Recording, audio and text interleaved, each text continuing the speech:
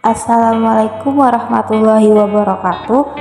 Perkenalkan, nama saya Ananda Maulia dari jurusan PGMI kelas 2D. Di sini saya akan menjelaskan tentang klasifikasi bunyi bahasa Indonesia. Sebelum membahas klasifikasi bunyi bahasa, kita harus tahu terlebih dahulu apa itu fonologi. Fonologi itu apa sih? Fonologi terdiri dari dua kata, yaitu yang pertama itu fon, yang kedua ada logos. Fon yang artinya bunyi dan logos artinya ilmu. Jadi, fonologi adalah cabang ilmu yang mempelajari bunyi-bunyi bahasa. Mengapa bunyi harus dipelajari? Karena bunyi adalah suatu getaran udara yang masuk ke telinga sehingga menimbulkan suara. Lalu, bunyi bahasa, bunyi yang dibentuk oleh 3 faktor. Yang pertama, pernafasan sebagai sumber tenaga. Yang kedua, alat ucap yang menimbulkan getaran. Dan yang terakhir, rongga pengubah getaran sebagai pita suara. Fonologi memiliki 2 cabang, yaitu fonetik dan fonemik. Fonetik adalah cabang fonologi yang mempelajari bunyi bahasa tanpa mempertimbangkan makna.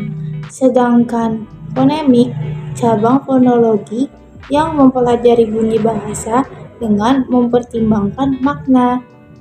Fonetik dibagi menjadi 3. Yang pertama, fonetik artikulatoris, yang kedua, fonetik akustis, yang ketiga, ada fonetik auditoris. Yang pertama, fonetik artikulatoris. Fonetik artikulatoris mempelajari bagaimana mekanisme alat-alat bicara manusia bekerja dalam menghasilkan bunyi bahasa, serta bagaimana bunyi-bunyi itu diklasifikasikan. Yang kedua ada fonetik akustis. Fonetik akustis mempelajari bunyi bahasa berupa getaran udara dan mengkaji frekuensi getaran bunyi, amplitude, intensitas, dan timbrenya. Yang ketiga ada fonetik auditoris. Fonetik auditoris mempelajari bagaimana mekanisme telinga dapat menerima bunyi sebagai hasil dari udara yang bergetar. Seperti yang sudah disebut di awal tadi, bahwa fonemik adalah cabang fonologi yang mempelajari bunyi bahasa dengan mempertimbangkan makna. Kata lain dari fonemik yaitu fonem. Apa yang dimaksud dengan fonem? Fonem adalah kesatuan bahasa terkecil yang tidak mengandung makna tetapi bisa membedakan makna. Contohnya, perbedaan bunyi P dan B yang terdapat pada kata paru dan baru. Contoh lainnya seperti batuk, batak, batik, batok. Lalu ada darat, sarat, karat, dan barat. Ada berapa sih jumlah fonem? Jumlah fonem dalam suatu bahasa lebih banyak dari grafem. Grafem itu adalah bunyi bahasa, karena jumlah fonem mengikuti bunyi bahasa.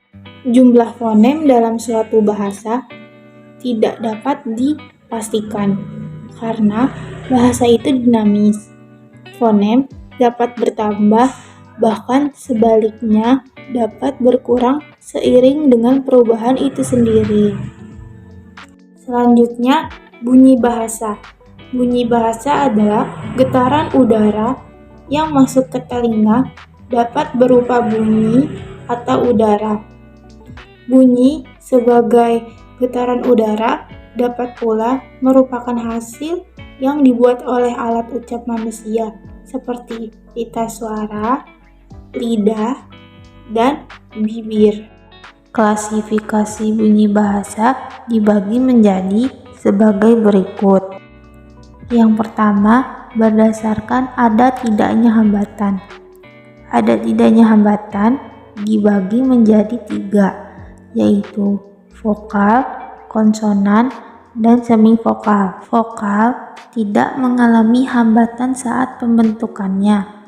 Konsonan dibentuk dengan menghambat arus udara, sedangkan semivokal tergolong konsonan tapi saat diartikulasikan belum membentuk konsonan murni. Yang kedua, berdasarkan jalan keluarnya arus. Jalan keluarnya arus dibagi menjadi dua, yaitu bunyi nasal dan bunyi oral. Yang pertama, bunyi nasal. Bunyi nasal dihasilkan dengan menutup arus udara keluar melalui rongga hidung. Yang kedua, bunyi oral. Bunyi oral dihasilkan dengan cara udara keluar melalui rongga mulut dan langit-langit lunak beserta ujung anak tekak mekanik. Selanjutnya yang ketiga, berdasarkan getaran pita suara. Bunyi bersuara dan bunyi tidak bersuara. Pada bunyi ini yang membedakannya berdasarkan ada tidaknya getaran pada pita suara sewaktu bunyi dihasilkan. Ada 4 bunyi tak bersuara dalam bahasa Indonesia, yaitu S, K, T, dan P. Yang keempat, berdasarkan ada tidaknya ketegangan arus udara. Yang keempat ini dibagi menjadi dua, yaitu bunyi keras dan bunyi lunak. Yang kelima, berdasarkan lamanya bunyi. Yang keenam, berdasarkan derajat kenyaringannya. Yang ketujuh, berdasarkan perwujudannya. Berdasarkan perwujudannya dibagi menjadi dua, yaitu bunyi tunggal dan bunyi rangkap. Yang kedelapan, berdasarkan arus udara. Berdasarkan arus udara dibagi menjadi dua, yaitu bunyi egresif dan bunyi ingresif. Yang pertama, bunyi egresif. Bunyi egresif adalah bunyi yang dihasilkan dari arah udara menuju keluar melalui rongga mulut atau rongga hidung. Yang kedua, bunyi ingresif. Bunyi ingresif adalah bunyi yang dihasilkan dari arah udara masuk ke dalam paru-paru. Yang kesembilan, berdasarkan segmentasinya. Berdasarkan segmentasinya dibagi menjadi dua, yaitu bunyi segmental dan bunyi suprasegmental. Dan yang terakhir, berdasarkan keasliannya.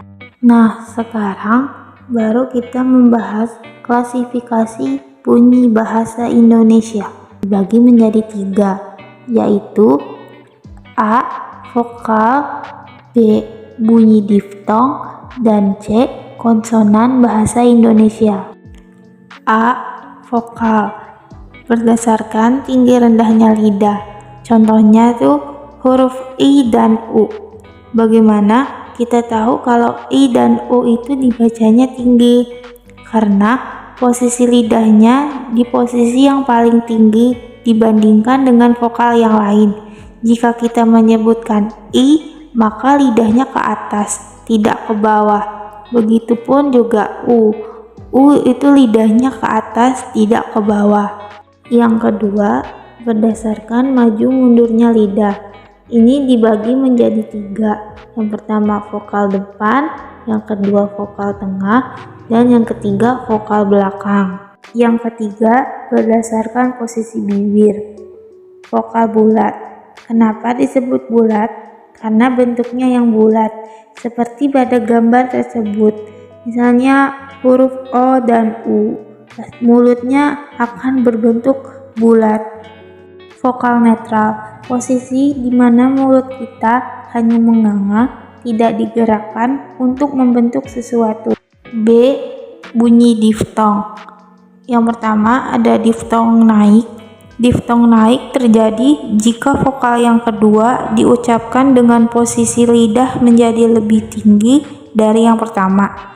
Contoh, ai, gulai, au, pulau. Yang kedua, diftong turun. Apabila vokal kedua diucapkan dengan posisi lidah lebih rendah.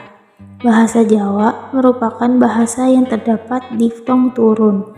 Contohnya, ua, moreng, wo, luro.